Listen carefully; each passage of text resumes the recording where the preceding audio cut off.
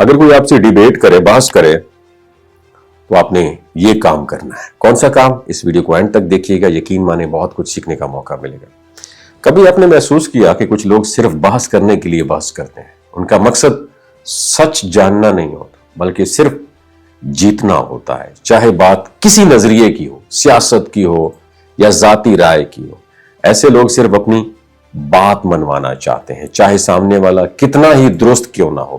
اب سوال یہ ہے، ایسے وقت میں کیا کرنا چاہیے؟ کیا آپ بھی جذبات میں آ کر ان سے الجھ جائیں، یا کوئی ایسا طریقہ اپنائیں جس سے نہ صرف آپ کا وقار برقرار رہے بلکہ دوسرا شخص خود اپنی بات پر سوچنے پر مجبور ہو جائے؟ دیکھیے، سب سے پہلا اصول، ڈیبیٹ یا بحث جیتنے کی نہیں، عزت بچانے کی کوشش کریں۔ جب کوئی آپ سے اونچی آواز میں بات کرے تو آپ خاموشی سے سنیں۔ لوگ جب جذبات میں بولتے ہیں تو ان کے الفاظ ان کے نہیں بلکہ ان کے غصے کی نمائندگی کرتے ہیں۔ اگر آپ اسی لہجے میں جواب دیں گے تو بحث ختم نہیں ہوگی، ایک نئی جنگ شروع ہو جائے گی۔ دوسرا کام بتائیے آپ نے کیا کرنا ہے؟ اپنے لہجے کو نرم رکھنا ہے۔ آپ نے نرمی میں ایک خاص طاقت ہوتی ہے۔ جب آپ پرسکون انداز میں بات کرتے ہیں تو سامنے والا خود کنفیوژن میں آ جاتا ہے۔ وہ سمجھتا ہے کہ میں چیخ رہا ہوں، لیکن یہ بندہ کیوں اتنا پرسکون ہے؟ یہی لمحہ آپ کے کنٹرول کا ہوتا ہے۔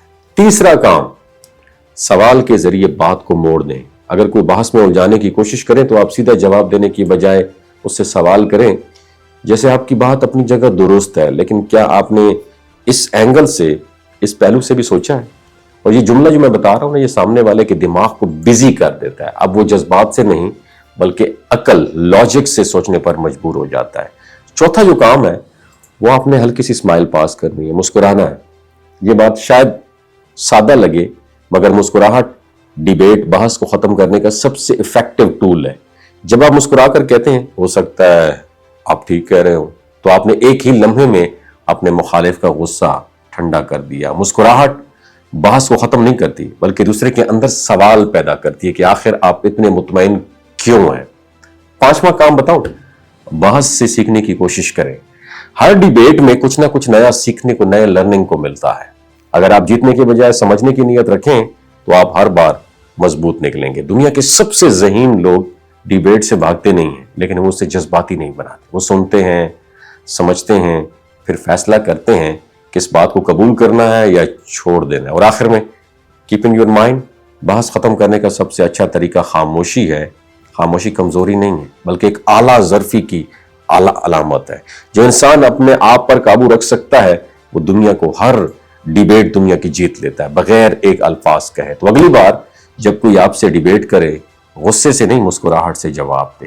جیتنے کی نہیں، سمجھنے کی نیت رکھیں اور دیکھیں کمال خود بخود شروع ہو جائے گا۔ وَمَا عَلَيْنَا إِلَّا الْبَلَاغُ الْمُبِينُ۔ اگر یہ ویڈیو آپ کو اچھی لگی ہو، دوسروں کے ساتھ ضرور شیئر کیجئے۔ اپنا بہت خیال رکھیے گا۔ اللہ حافظ۔ یہ جو گلگت بلتستان کے لوگ ہیں نا، ان کی ایوریج عمر 90 سال سے بھی زیادہ ہوتی ہے۔ You know Y?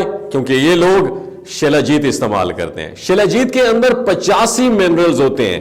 اگر آپ چیزوں کو جلدی بھول جاتے ہیں، مردانہ کمزوری محسوس کرتے ہیں، اولاد جیسی نعمت سے محروم ہیں، آپ کے سپرم کاؤنٹ کم ہیں، ٹیسٹوسٹیرون ہارمون امبیلنس ہیں، آپ سدا بہار جوان نظر آنا چاہتے ہیں، خون کی کمی کو دور کرنا چاہتے ہیں، ہڈیوں جوڑوں کے دردوں سے نجات حاصل کرنا چاہتے ہیں، موٹاپا کم کرنا چاہتے ہیں، تو ڈاکٹر اسد محمود کی پیور اینڈ نیچرل شلاجیت ضرور استعمال کریں۔ ایک بات آپ نے دماغ کی کھڑکیوں کو کھول کے سننی ہے اور یاد رکھنی ہے، ہمیشہ آرگینک اور قدرتی چیزوں کا استعمال کریں۔ کیمیکل والے فوڈ سپلیمنٹ خدا رہا آپ نے استعمال نہیں کرنے۔ اگر آپ شلاجیت کو آرڈر کرنا چاہتے ہیں تو نیچے دیے گئے واٹس ایپ نمبر پر رابطہ کریں۔ 3 باتوں کا خیال رکھنا ہے: حاملہ خواتین، ہائی بلڈ پریشر میں مبتلا افراد اور 15 سے 20 سال نوجوان نسل جو غیر شادی شدہ ہے، سیکشول پاور کو بوسٹ کرنے کے لیے استعمال کر رہی ہے، تو ڈاکٹر کی ایڈوائز کے بغیر خدا رہا استعمال نہ کریں۔ باقی سارے لوگ بے دڑک گرمیوں اور سردیوں میں استعمال کر سکتے ہیں۔ ڈاکٹر اسد محمود کی لوگو والی، ڈاکٹر اسد محمود کی پیور اینڈ نیچرل شلاجیت ضرور استعمال کریں۔ اپنا بہت خیال رکھیے گا۔ اللہ حافظ۔